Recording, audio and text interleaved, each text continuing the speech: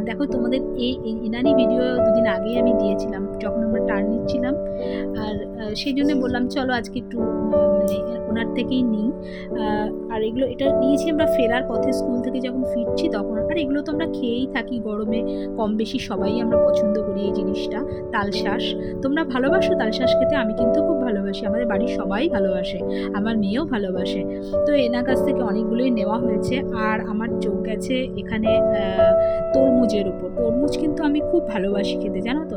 সবাই আমরা ভালোবাসি, বেশিরভাগ মানুষই আমরা ভালোবাসি, খুব কম তরমুজ খেতে ভালোবাসে না এরকম।